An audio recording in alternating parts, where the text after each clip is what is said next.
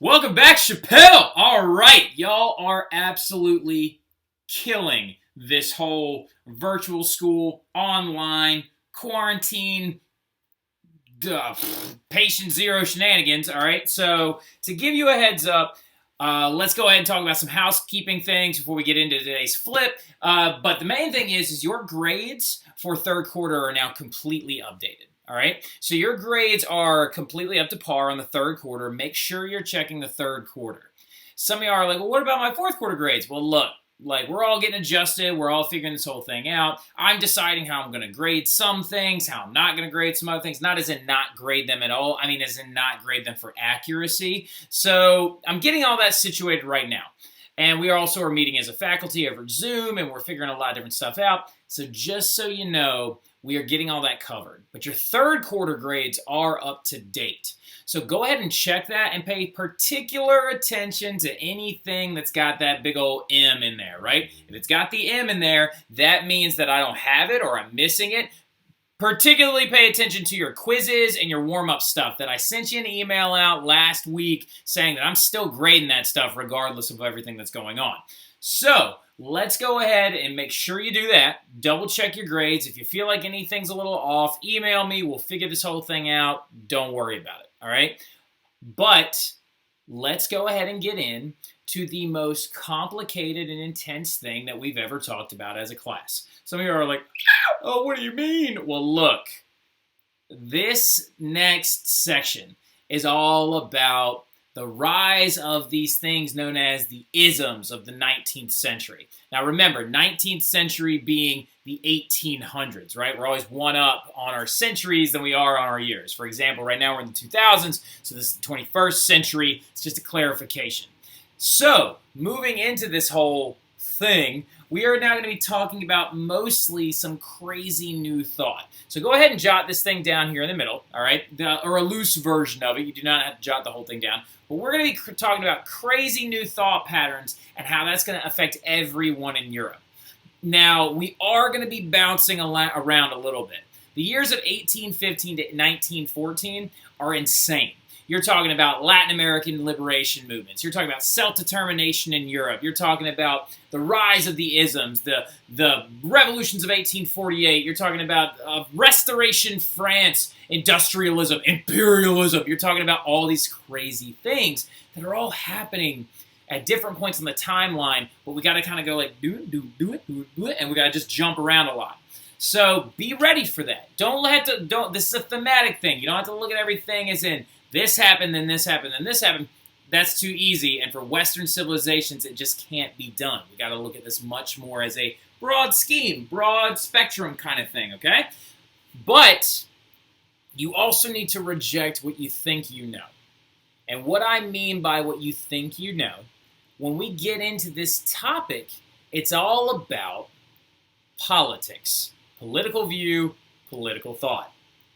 When I say reject what you think you know, well, first of all, let's back it up a second. When I say we're talking about politics, you have usually as a teenager in high school, one of two very distinct reactions.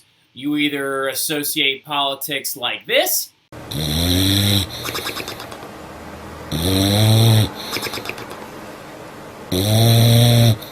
or you associate politics like this. Don't cry. Don't cry. Now, there is a third perspective, and that's of your teacher talking to students about politics, which of course the brains of your parents will be doing this.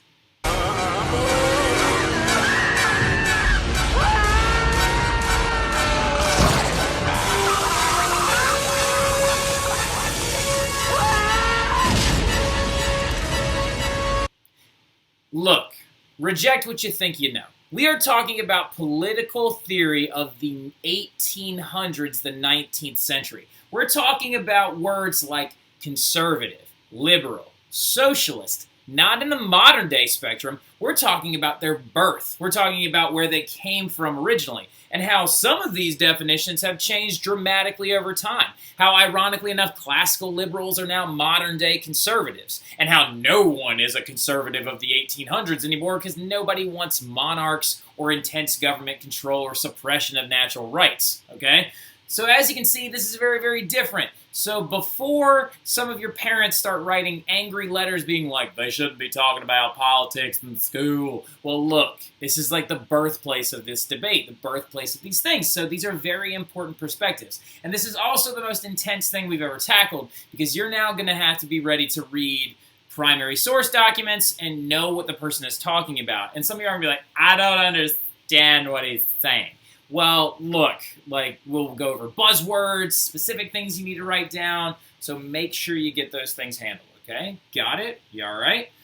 Let's go ahead and get into it, though. So starting off, we're going to go ahead and kind of get out there saying, you know what?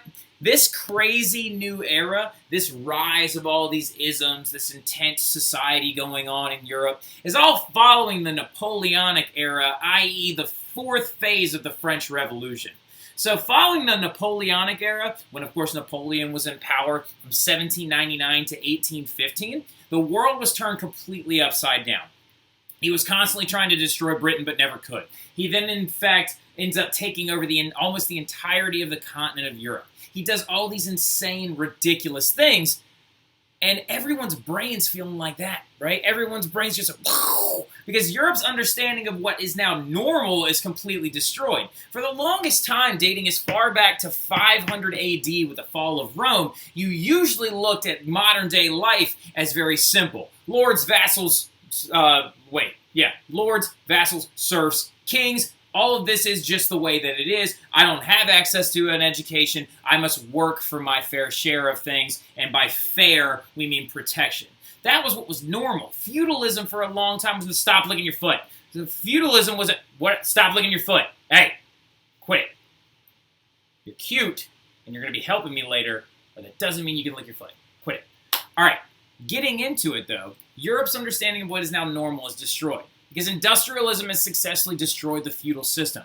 Feudalism doesn't even exist anymore. Napoleon has then also taken advantage of every single system and has spread new ideas across the world, like, oh, we all should pay fair taxes, and there shouldn't be any lords or privileges anymore, or we should destroy the noble. Like, everything is shattered, and the perspective of, like, this basically right here is Europe's, like, perception of normality now, right? It's all gone. It's all gone. It's like a pane of glass that has just been like, it's just done. So, getting into it, though, this is a big way that I like to explain in an imagery or a metaphor, what Napoleon's thoughts did to all of Europe. When Napoleon takes over all of Europe and starts spreading his ideas of a liberal government, promoting constitutions, promoting rights of people, taking away rights of women, but we're not going to get into that right now, promoting public schooling, promoting mandatory education, promoting what else? Give me some. Like systematic law codes that apply to everyone regardless of their class. He has opened up the proverbial can of worms. So what he has done is he has completely unleashed a new batch of ideas onto Europe that can never be stuck back in that can. That can, or they're just everywhere now. And there's no stopping it. Because, I mean, think about it. So many things have been affected but for a European's understanding of how the world's supposed to work. War has destroyed their thoughts. In the Enlightenment, industrialism, revolution, absolutism, constitutionalism, mercantilism, colonial empires, and that's just to name a few things. So, where is your mind going to go? Do I have rights? Do I not have rights? Do I like an absolutist? Do I hate an absolutist? Do I hate government? Do I like government? Do I like you? Do I like me? I don't know. So getting into it, though, now everything is dramatically changed. First things first, though, you got to figure out how you're going to reorganize Europe a little bit, right? So Napoleon came in and successfully took over everything, and he's going to successfully be exiled by the coalition forces in 1815. So once he is exiled away to St. Helena the second time, which almost 90% of y'all got wrong on your last test when I said, oh, he was exiled to Elba and that was all. He got exiled to Elba, then he came back for 100 days, and then he was exiled again, right? Waterloo, lost there. Shout out to some kids, though, that did phenomenally well on that test. I haven't done this in a long time. I don't have a board anymore to actually like throw your names up and stuff. Or actually, yeah, really, really quick. I want to run the names real fast. If everybody got an A on their last test for this last test, all right? And here they are.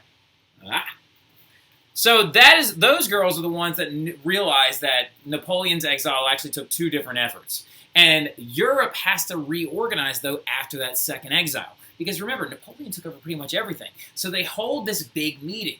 And this big meeting is known as the Congress of Vienna.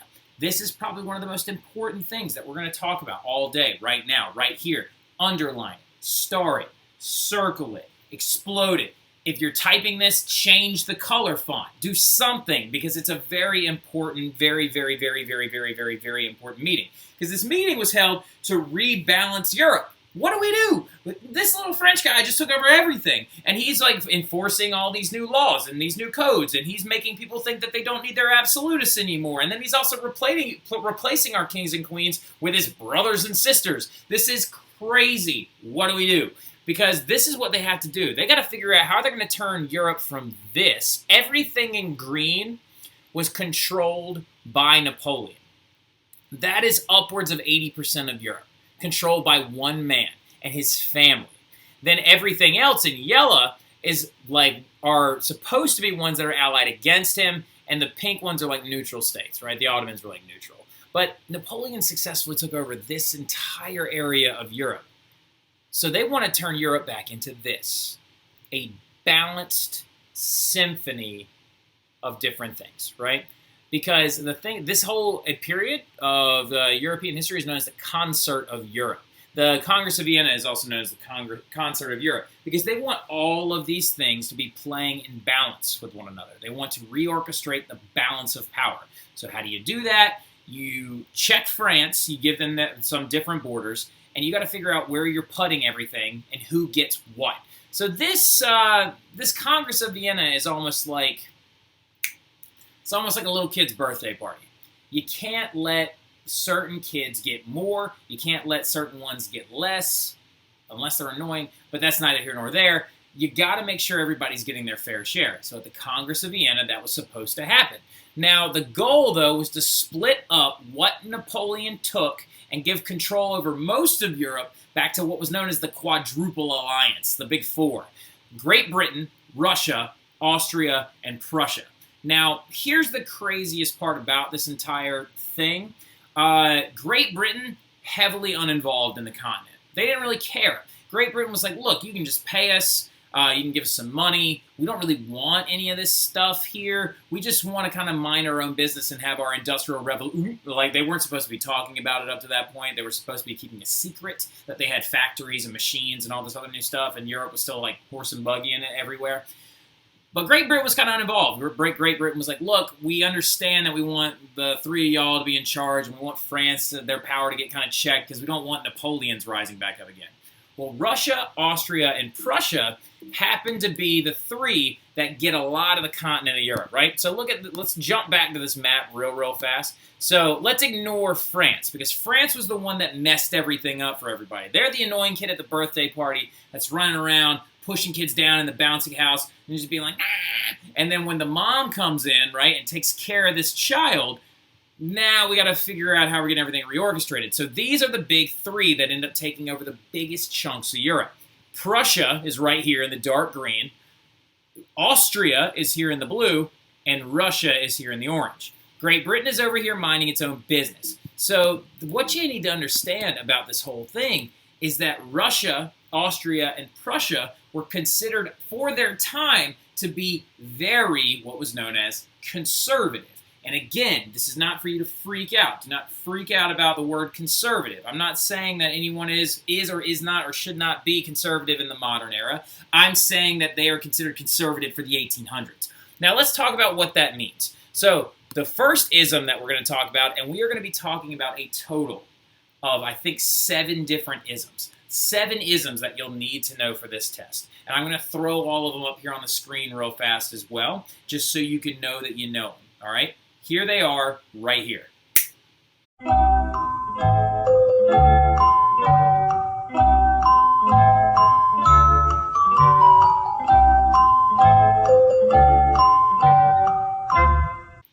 So those are the isms that you'll need to know for your test in total. And we're going to work through these, maybe not necessarily in order, but you'll need to know all of them. Kind of like a little checklist. Like, I know what this means, I know what that means, I know what that means, I know what that means.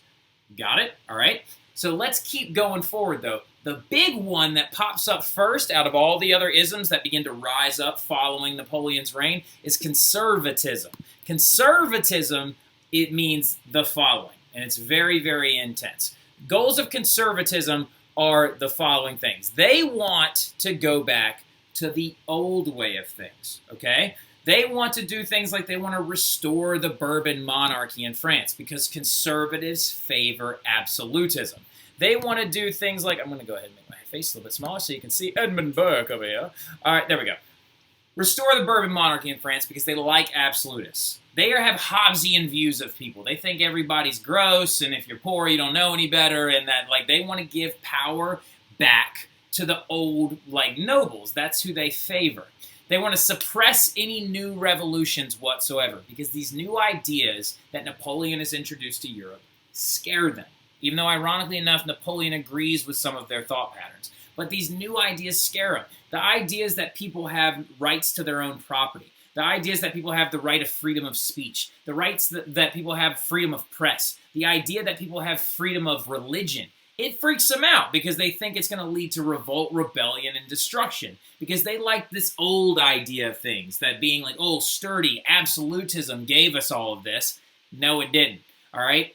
Biggest thing, though, they want to prevent and destroy any of these new documents coming out. That right there is why Russia, Prussia, and Austria are the three big ones on the continent, because they think Great Britain's too liberal. They're like, oh, Great Britain, I know that you helped us banish Napoleon, but you got that thing called the Magna Carta. Yay! And sorry, Kermit always gets me. Now, you've got that big thing called the Magna Carta, and that's a liberal constitution because it gives people rights. That freaks them out. They want to stop the growth of legislative bodies. They don't want a parliament in their country. They want just their absolutist again. They want to also they want little to no suffrage whatsoever. Suffrage, just so you know, is someone's right to vote. They believe putting power in the hands of the poor and giving them the right to vote is scary because then they're going to be able to get their way. They want to keep money in the elite classes as well, in the nobles, and they believe in things like mercantilism, and they want the government heavily involved in the economy. They want the government controlling the economy, being like, oh, we got to make sure that the nobles are not paying a lot of taxes, that the poor people are paying a lot of taxes because they don't own anything, and that all the tax money is going back to our king who likes us the most. That's a big thing. Who likes this? Old nobility, the nobles from the feudal system, and the aristocrats love the ideas of conservatism. The big conservatives of their era, Edmund Burke's a big one, who, ironically enough, is British, but he's considered a liberal conservative. Don't get me started. And then this guy is their superhero, though, Clemens von Metternich. He's an Austrian prince. Very, very big wig in this whole Congress of Vienna thing. He was actually one of the leaders of the entire thing. Now what I'm going to do is I'm going to get my assistant, Mr. Rufio, to help me explain the buzzwords for conservatism. He's going to tell you all the big words that you need to write down, that every single time you see that word in a primary source, usually that person means they're conservative.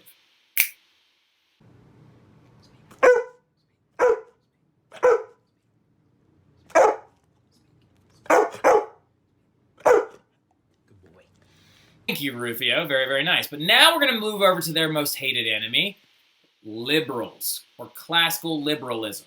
Now notice I have the word classical in parentheses. Classical denotes the idea that that these liberals of the 1800s are very different from the liberals of the modern era, okay?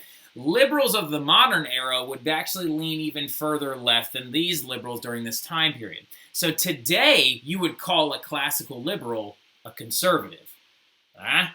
I know it's super confusing, but look, you'll understand it as I get further into it. Because the goals of classical liberalism, if you feel like your parents may or may not be conservative, they might agree with a lot of the ideas that a classical liberal advocated for.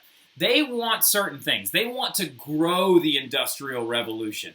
Classical liberals believe the Industrial Revolution is going to be the thing that takes regular people into the main stage. They're thinking to themselves, oh, okay, you're telling me I could open a factory, I could take risk, I could open a business, and whenever I have that business, all that money goes to me? Classical liberals like that a lot because it's the growth of this idea called me individualism. Individualism is a big, big buzzword for liberals, right? And Dr. Rufio will tell you these other buzzwords you need to know for the liberals as well here in a minute, but individualism is a big one for them. Laissez-faire economics. They love that. Laissez-faire economics is the thing that came out of the Industrial Revolution we just got done talking about, where the government's supposed to mind its own business and stay completely uninvolved in the economy. No big tariffs, no big taxes. You let the economy function the way it's supposed to. Adam Smith is going to be a guy that actually propagates that as well. Competition is their key thing. Capitalism is what they love. They think mercantilism is dumb, and they don't want the government to basically control business anymore. They like capitalism. They want to also limit the power of monarchs. They never said get rid of them altogether. They were never like, oh, hey, we don't need kings anymore or queens. We do like tradition, but we don't want them to be absolutists. You understand? So, expanding suffrage is a big thing they want. Not to everybody. They want to give it to people with an education and who own some stuff. And they also want to have a lot of constitutions that outline their natural rights. These classical liberals would look at our Declaration of Independence and Bill of Rights and be like, that's what we want. That's the stuff right there, because it says I can do this, I can do this, I can do this, I can do this, and my monarch can't touch me. So that's a big thing. You got to look at a classical liberal. Anytime you see negative talk of a monarch, that's a classical liberal right there. Expanding legislative bodies is a big thing they want to do. They want the parliament to be bigger and more powerful. And you're going to see a bunch of new legislative bodies pop up during this time period in the rest of Europe. Big ones like the Reichstag inside of the new Prussia as it begins to grow is going to be a big one. And then inside of Russia, there was one called the Duma. Now, getting further into it, they want to grow wealth in the common classes of society, i.e. this new middle class, and the bourgeois are all the classical liberals. And here are some big three superheroes of the classical liberal era. You got Adam Smith right there, the father of capitalism. John Locke. John Locke is a big classical liberal supporter. He was a classical liberal before classical liberalism was even a thing. And then you got your big guy right there. That's the Marquis de Lafayette, right? Big classical liberal figure as well. And again, real fast, Dr. Rufio, you want to tell us our classical liberal buzzwords?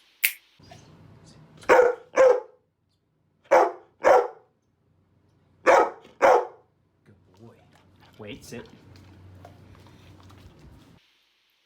Thank you, Dr. Rufio. Very, very appreciated. But here's the people that scare everybody, the socialists. Now, socialism is a wildly different thing during this time period than it was now.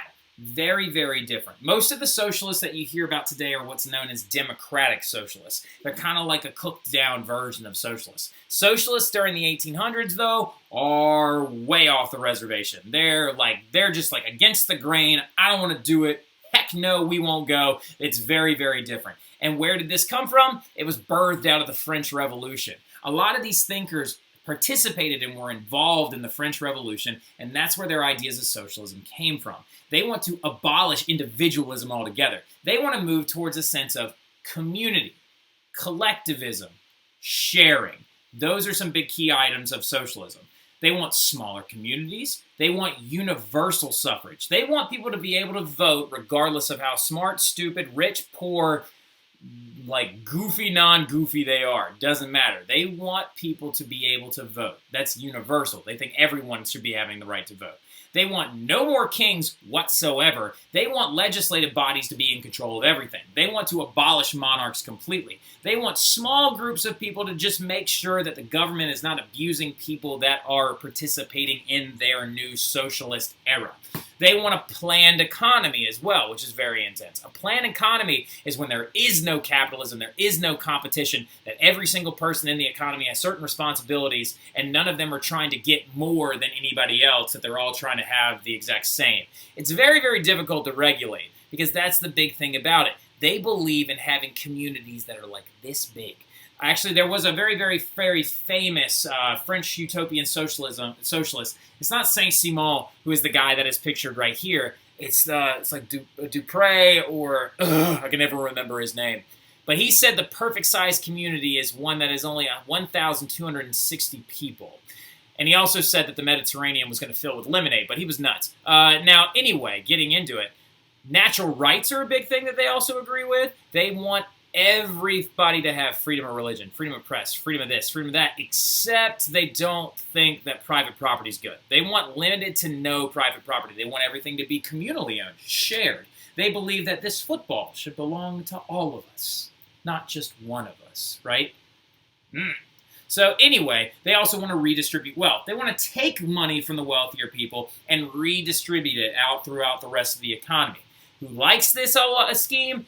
The industrial lower classes and the lower middle class. Many types of this as well. There are utopian socialists, there are communists as well. Communism and socialism are two very different things. You got to understand that. But if you're going to be a communist, then you also agree with socialism. It's a very, very convoluted thing that we'll get into much more when we talk about the revolution in Russia. But that's Karl Marx right there. He's the guy who wrote communism and invented it. And then that's Jean-Jacques Rousseau. J.J. Rosé is considered a proto-socialist. Before socialism was even a thing, he's considered like the guy. Now, what are our buzzwords for socialism? Rufio?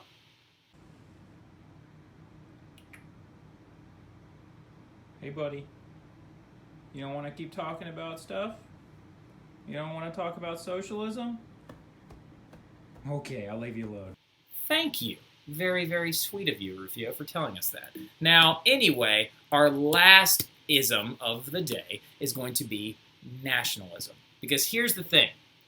Those three other isms,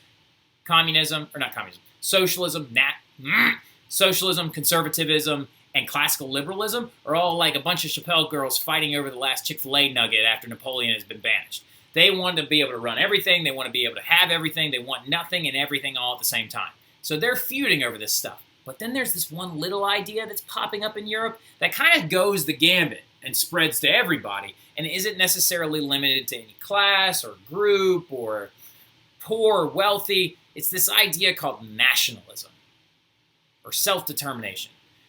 Nationalism is the idea that every culture or ethnic group in Europe has its own genius. So while Napoleon was taking over everywhere in Europe, this idea of nationalism began to grow. Because what language does Napoleon speak? French. Who does he represent? The French. What songs does he want to sing? French ones. What cuisine does he like? French cuisine. He advocates for the French people, even though, ironically enough, he was Italian-born and spoke better Italian than he ever did French. But still, he was taking over all these areas. Napoleon took over what used to be the Holy Roman Empire, turned into Germany. He took over Austria. He took over parts of Russia. He took over Italy. Inside of all those communities, inside of the areas that he took over, they don't speak his language. They're like, I speak German, I speak Italian, I speak, what was it? Ich spreche Deutsch. Nein, Frankreich. I just literally said, I speak German, no French, no French. That is very, very, very important that you understand. A lot of these people he took over are starting to be like, no, I don't want to be controlled by a Frenchman. I want to be controlled by German people. Or I'm Italian. I want to be controlled by Italian people. We have a tradition all our own. We have our own thing. We want our own country. That leads to this idea called self-determination. That's the belief that all those people that believe that they are one tight-knit community should have their own countries. So that's going to pop up later, but those are two very important things to go ahead and star because we are going to get to them later. But we're going to go ahead and end it there. I know it's really intense, but it's going to be okay. You guys are doing great. Keep kicking butt. Go ahead and jot down that extension assignment. Don't lose those buzzwords. They're going to be very important. I'll see y'all later.